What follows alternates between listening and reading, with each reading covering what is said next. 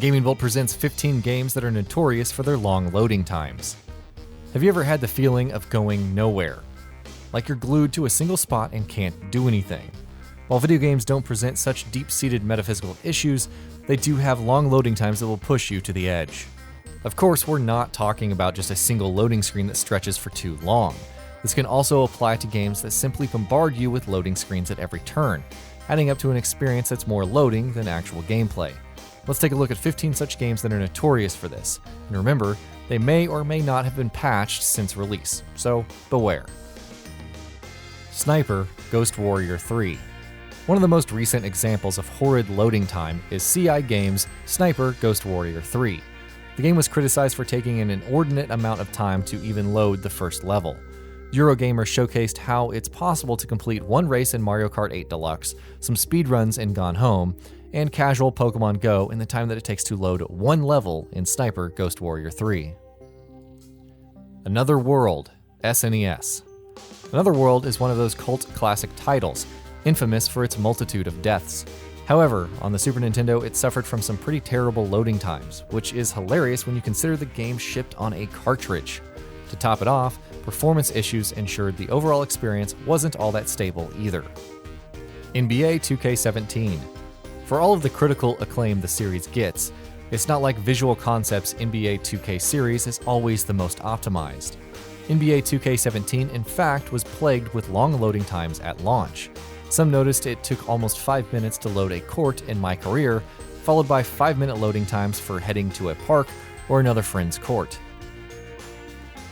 Grand Theft Auto 5. Whether you're entering the single-player campaign or GTA Online, there's lots of loading to go around in Grand Theft Auto 5. Take GTA Online as an example. It takes a few minutes to load the entire map and all of its content. But should you find yourself disconnected for any reason, and it happens more than you think, then the game has to load again to find you a new server. Sonic the Hedgehog 2006. Though Sonic the Hedgehog 2006 may not have had the longest loading times, they crop up pretty much everywhere. No matter if it's a line of dialogue, a small puzzle, or a boss fight, the loading times just keep popping up. Why in the world does a game need to load into a particular conversation and then load again? We're still trying to figure that one out. Crash Bandicoot: The Wrath of Cortex, PS2. When your game is used as the standard for terrible loading times for many years, you know there's a problem. Case in point, Crash Bandicoot: The Wrath of Cortex, which featured levels that were shorter than its loading times. Blame it on the developer, Traveler's Tales, and their lack of optimization, but at least they improved on re-release and other ports. SKYRIM PS3. Thanks to keeping track of every single change to the game's world state, The Elder Scrolls V Skyrim would see longer loading times as you progress throughout the game. However, on the PS3, one save file would eventually grow so large as to make it unplayable.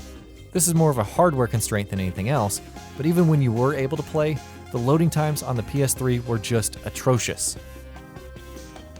Mortal Kombat Trilogy, PS1. Loading screens adorn every single aspect of Mortal Kombat Trilogy for the PlayStation 1. Not even Shang Tsung's transformations into another character were safe from this. Even if each loading screen wasn't as long as some of the other offenders on this list, the fact that there are so many when heading into one single fight is bad enough. DAIKATANA.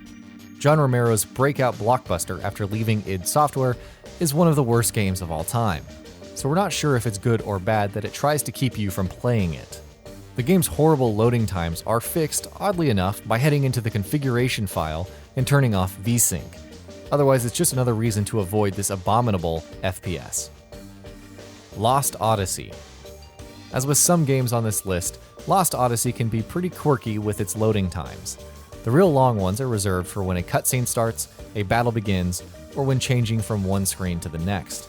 Some loading screens even take a while to display the loading icon and other elements, like that long intro for a movie with way too many production companies showcasing their logos.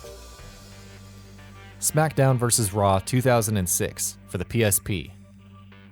Anyone who's played a WWE game, especially in the Smackdown days, will attest to the long loading times, but Smackdown vs. Raw 2006 on the PSP takes this to a whole new level.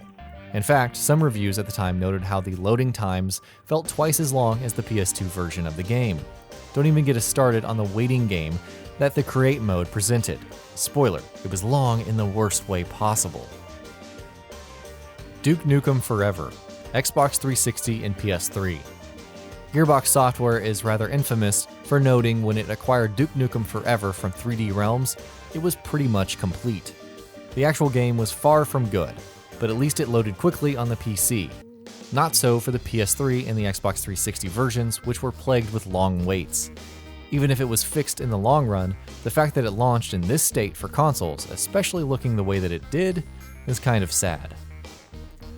Shadow the Hedgehog.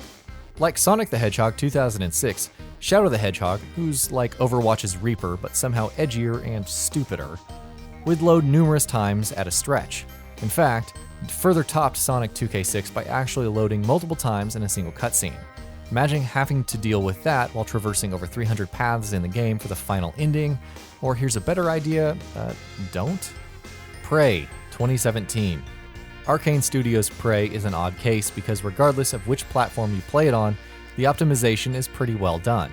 However, for at least console users, there have been reports of long loading times in the late game. The final act is especially infuriating according to Kotaku, since you experience loading screens for running down hallways and fighting security bots.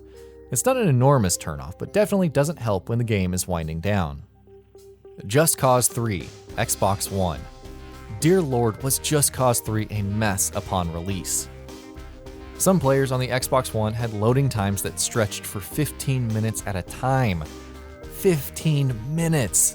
That's the length of a normal assault match in competitive Overwatch, a single challenge run of Lexington in the Division, and the amount of time needed to know that Hollow Knight is amazing. The fact that Just Cause 3 also suffered from huge frame drops didn't help. And that'll be about it for this one. If you guys like what we're doing at Gaming Bolt, please consider subscribing to our channel, and I'll see you guys on the next video.